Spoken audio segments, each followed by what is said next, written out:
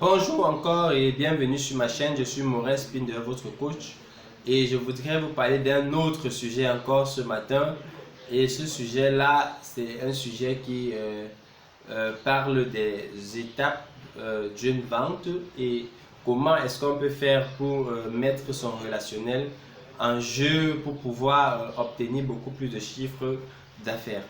Voilà.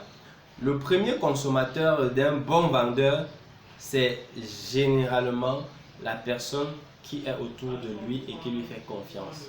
Ça veut dire quoi exactement? Ça veut dire que si un vendeur réussit à vendre dans sa circonférence, il peut vendre partout. Je m'explique.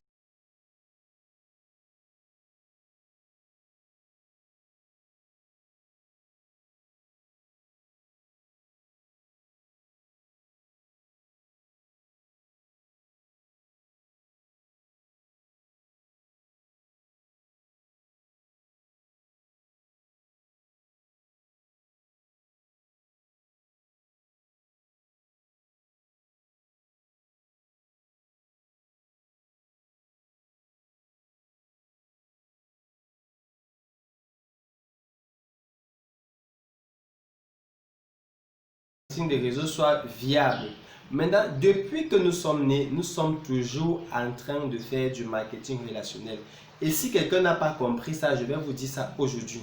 Lorsque vous étiez tout petit, quand vous vouliez réclamer quelque chose à votre maman, celle qui vous a porté 9 mois, vous commencez par lui apporter un petit sourire. Et si vous avez l'habitude de l'appeler ma, comme chez nous, vous allez commencer à dire maman. Alors, et quand tu vas dire maman, elle va te regarder, tu vas faire un yeux, tu vas faire un style de regard en souriant et tout. Et généralement, les mères averties vont te demander qu'est-ce que tu veux maintenant, dis-moi. Dis-moi mon fils, qu'est-ce que tu veux?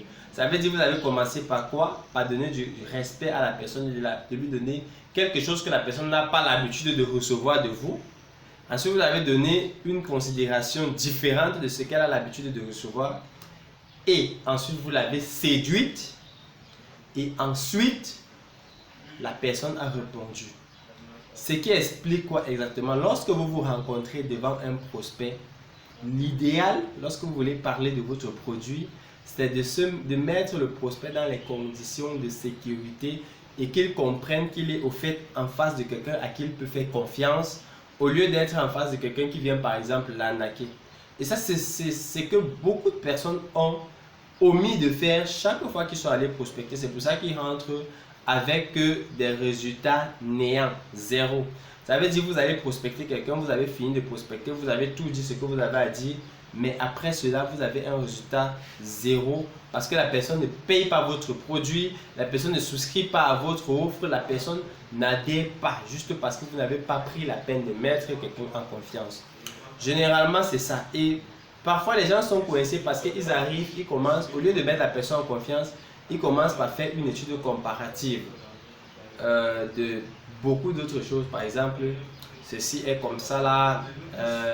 Généralement, c'est ceux qui font plus dans les marketing des réseaux qui le font.